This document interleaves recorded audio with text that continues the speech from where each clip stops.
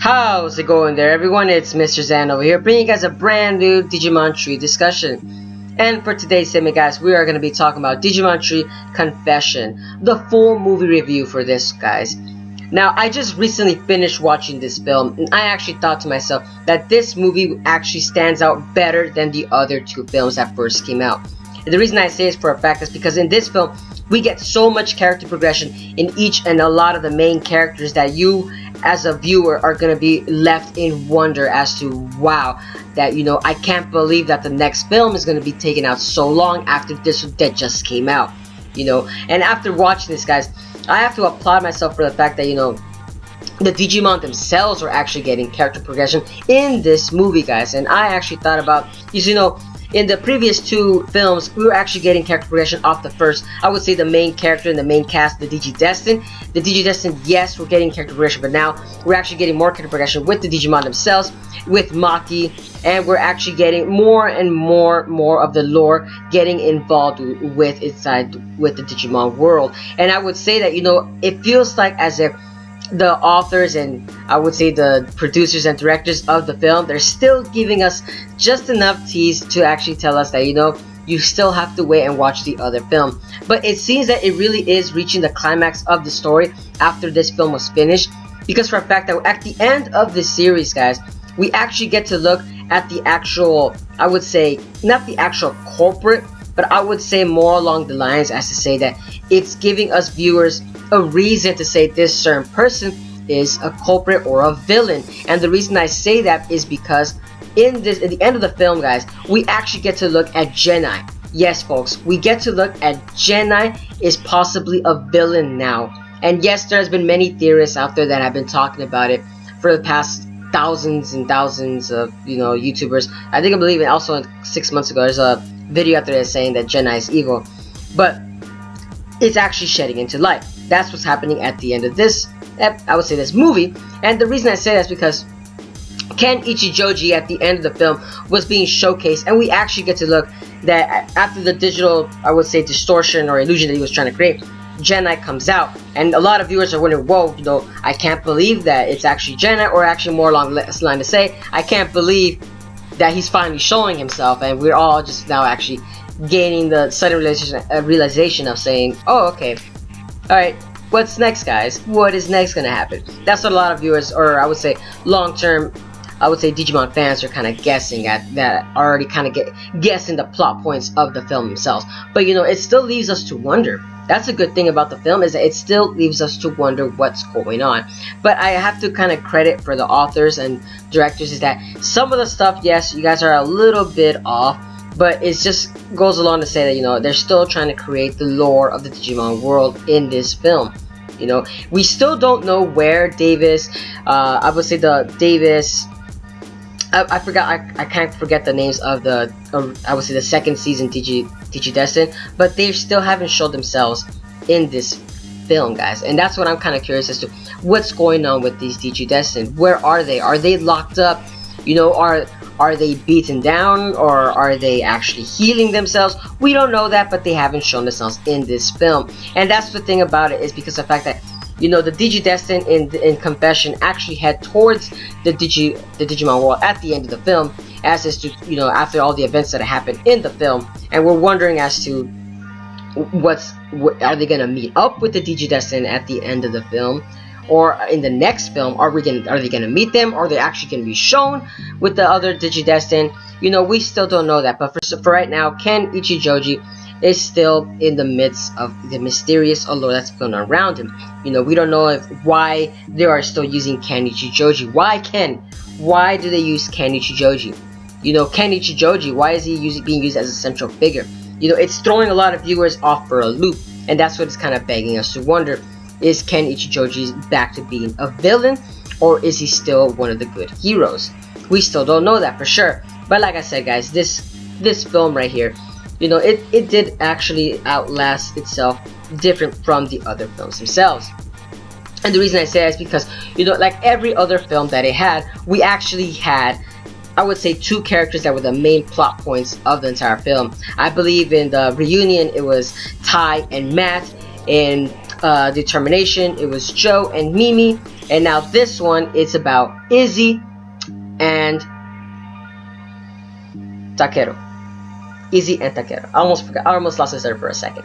But it's Izzy and Takeru. These two characters were the central, I would say the central figures that people are going to be noticing. Yes, Kairi herself was in the film, but it's more along the line as to say that it's like another side character. But I would say the ones that really stood out to me the most was Izzy and Takeru themselves, or Koshiro in his Japanese term. Koshiro and Takeru.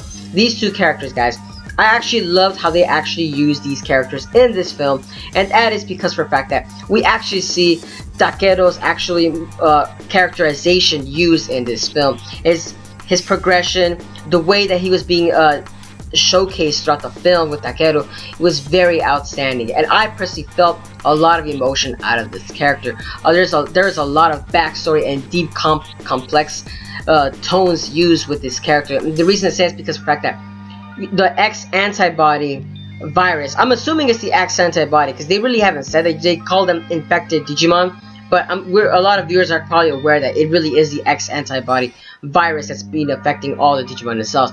And we actually get to notice that from the last film and in this film with the Digivice that Mekuomon has with Mako, it actually has the X symbol on it. So it really is the X antibody virus that is basically surrounding. And basically what happened in this film was for a fact that we actually see Patamon become the first out of the Digimon to get infected with the X antibody virus.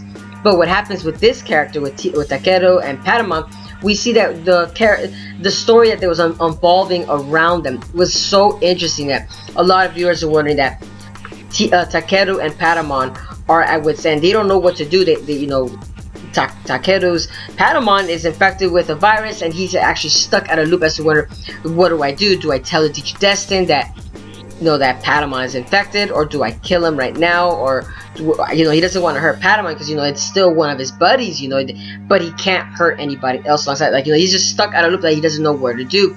And basically, you know, with all the events that are happening around him, so with Mekuomon involved, the Digimon Emperor, the World Cup, you know, it's just so many things that Takeru's actually having trouble with keeping up, that it's actually hard for him to actually focus at the hand as to what's happening, what's going to happen with him and Patamon, and he's afraid of what's going to happen to Patamon in the following events. And that's what happened, and that's what I loved about Takeru's actual showcasing in the episode, was for a fact that we actually get to see Takeru actually, we witness him actually have a meeting with his older brother, and yet he still lies to him, saying, you know, of course, later in the episode, you know, he's still having some issues involved with himself, as to saying, no, do I really need help? But then he kind of stops himself and doesn't tell his older brother about, you know, I won't tell him. He just kind of changes the subject along the lines of that. But that's what I loved about that little scene, is the fact that, you know, we see Takeru, you know, he's actually struggling.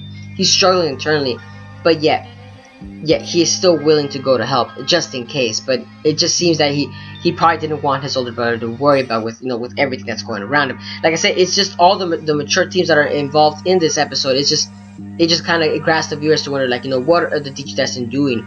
You know, what they all have their own personal motives, and I would say their own personal philosophies that actually hinders them from actually doing certain actions and events. And that's what I love about it. You know, they're not little kids anymore. They actually are now thinking of the consequences involved, instead of just lashing out their own opinions at each other. You know, that's the thing about this. It's actually very interesting that we're actually witnessing this in this film, in Confession. Now with Izzy's character, we actually get involved with I would say his involvement wasn't really that much of a character progression. It was more along the lines as he was in the movie itself as a supporting character, helping, trying to find the virus that's involving the Digidestined's Digimon, because you know the fact that throughout the film we see that the X antibody infects other Digimon, and Izzy himself is trying to actually find a solution to actually fix this problem. But that's what I would say Izzy's development isn't in this movie isn't in because of that and that factor. Because when you look at it, Izzy was doing his best, and yet he couldn't find nothing. He couldn't find nothing at all to actually witness and actually find a solution, because, you know, it's something unknown to them. You know, there's no solution to it. It's a new a new plague that's actually only affecting the Digimon. It's not like a virus that humans have and they can find a vaccine for. You know, it's a digital code. It's something that the Digimon that themselves that have created this sort of virus that's happening around the digital world, and Izzy himself is kind of stuck at it, and basically it kind of ties back towards that phrase that, you know, they have to go towards the darkness and go beyond that. And that's what basically that little line of motive was basically showcasing with Takeru and Koshiro themselves. You know, and with Koshiro, once he kind of figured that out, and it's basically evolved with Tentomon. When Tentomon explained that in that scene when all the Digimon were trying to fight against Makuamon, that's what it kind of showcased right there, and that's how Tentomon was able to make a Digivolve in the movie itself. And which, by the way, that little fight scene with Makuamon fighting all the Digidestined was very interesting, because we didn't know what really was going on, if was happening, because throughout the film we're actually witnessing at hand that the digital world is actually collapsing thanks to this X antibody virus, or Makuamon himself, that's causing all this drama, you could kind of say, it's going all around. And it kind of goes along to say that, you know, there's a lot at stake with Makuamon himself. We don't know what his personal motives is, if he's still a good guy, or if it's the X antibody virus giving him a double personality. Because that's the way it seems like to me, that the X antibody virus is giving Makuamon a double personality, which is kind of interesting because we never really see that with Digimon having double split personalities. You know, that is very interesting. But back at hand with Izzy's character, like I said, that's how Izzy was able to overcome the fears and actually gain his own character progression in the film, was due to, you know, learning new things as he goes along. And that's what I love about Tentomon himself, is that self-sacrifice that he actually did. Which, by the way, all the Digimon in the film was very impactful in it.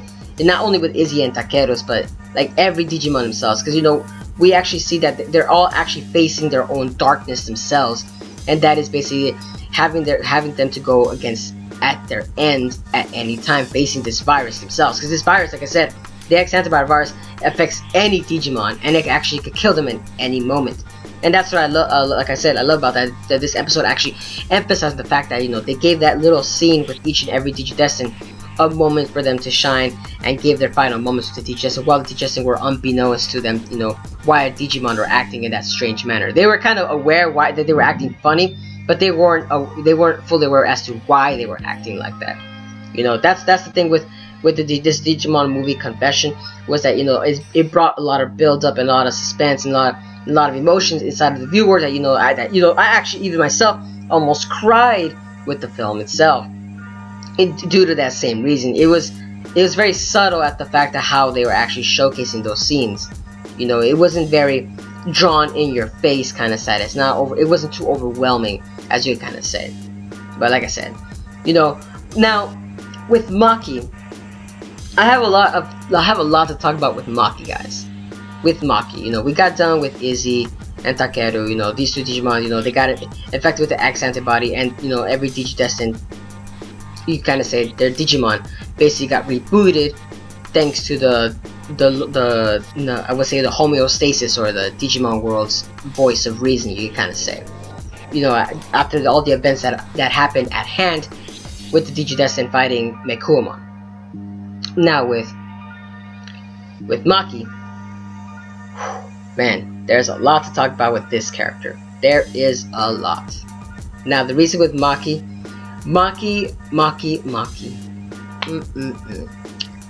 Now, Maki, I personally am kind of stuck at a wit's end as to what this character is doing.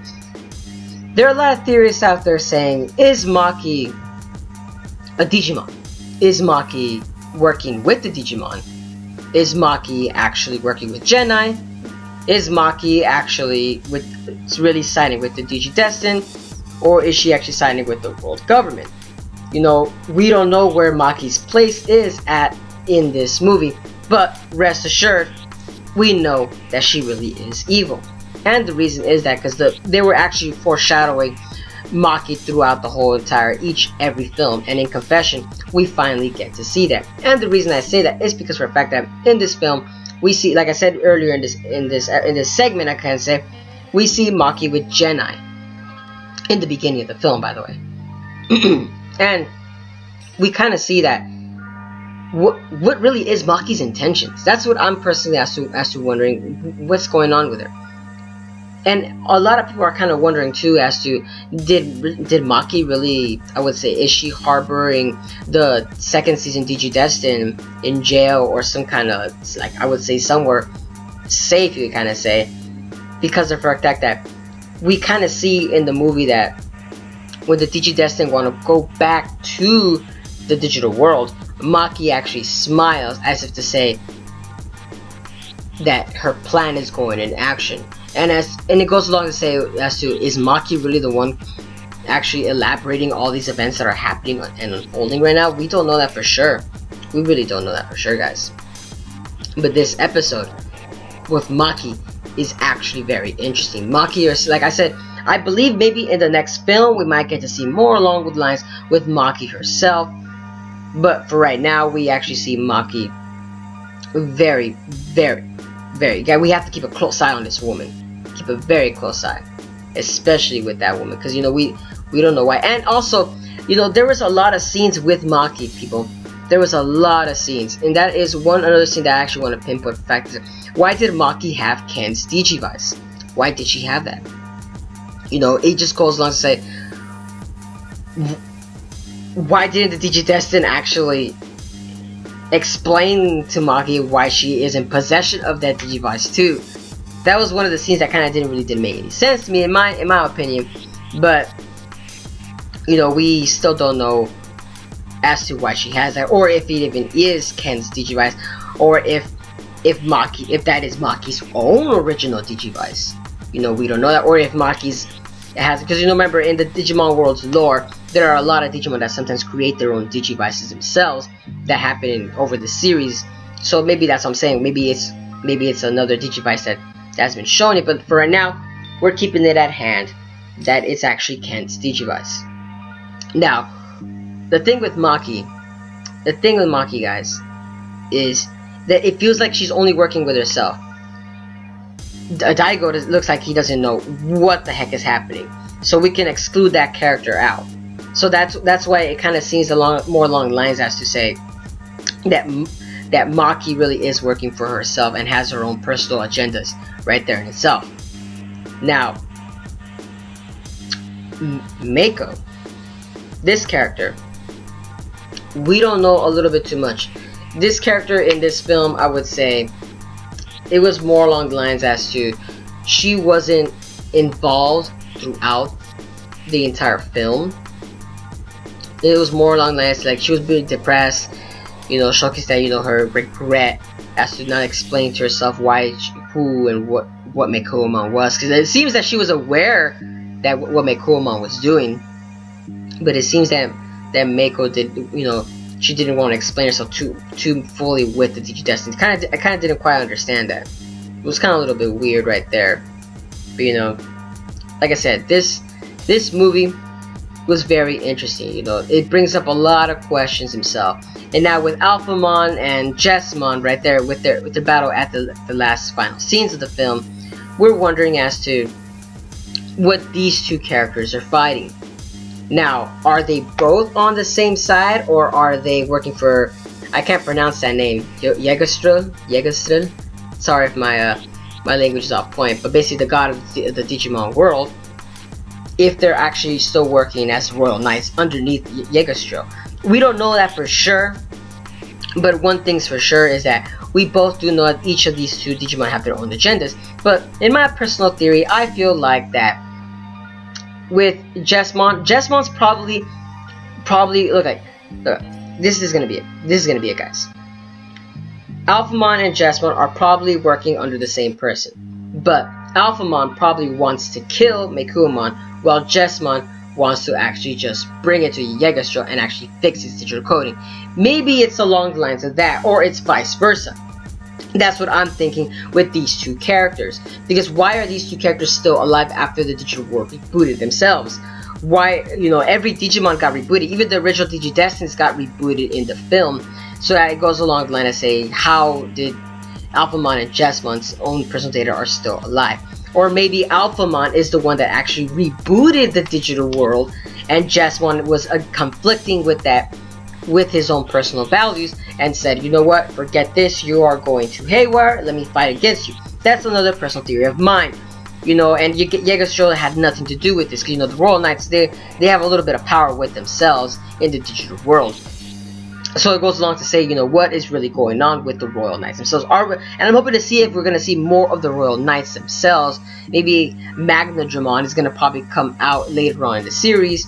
But I know for sure in the next Digimon movie, Lost, we're going to see Machine Dramon come out there. And I'm hoping to see what he's going to offer to the table. And I'm wondering if Lost might have to be involved with Machine Dramon's death, maybe. Or maybe along the lines of that. But we don't know that. We don't know that for sure. But like I said, this film was very entertaining, guys. Very entertaining. It leaves a lot of questions to us viewers. But I'm just wondering, what are Alphamon and Jessamon doing? Why are they the only ones? That's another big what question. What if these characters are actually good? What if they're evil? We don't know that. But one thing's for sure, these Digimon are actually, you know, I wouldn't say we don't know what their full extent of their personal ideals are at right now. That's one thing for sure. And we don't know that if the Digidestined, you know, since they found it, you know, when they went back to Digital World and they actually, I would say, found their own Digimon again, you know, of course Digimon didn't have any memory. It goes along to say, will Agumon and Gabumon actually have an X antibody Digivolution? Will they have that? That's what I'm kind of curious too. That as to if the X antibody will actually, instead of destroying them, and they'll harbor it to themselves and use it to their extent to actually fight Alphamon or whichever villain that's actually resurfacing again. Or maybe Apocalypsemon is actually in here, or we don't know if Melomyotismon is back in here again. You know, it's just another potential villain that might pop out. But I'm hoping to see that we actually get to see the X antibody Digivolution involved in the next couple movies. And you know, and it goes along to say, because, you know, Patamon was involved with the X antibody, so maybe we're gonna see a Patamon X antibody evolution as well. Because, you know, your Digimon, I don't believe they might actually get one, but I believe the only ones that probably would be from the lore of the Digimon world that we've seen so far is Agumon, Patamon, and Gabumon. We might see that in the distant future, guys, and that's what I'm hoping for. But that's all I have to say for this Digimon Tri review, guys. I'm hoping you guys enjoyed this video. But let me know down in the comments below what are you guys' thoughts on Digimon Tri Confession movie itself, guys. What was your guys' favorite scene? Did you guys enjoy Mega Kabuterimon's sacrifice involved in the film? And what are you guys' theories on Maki? What are you guys' theories on Alphamon?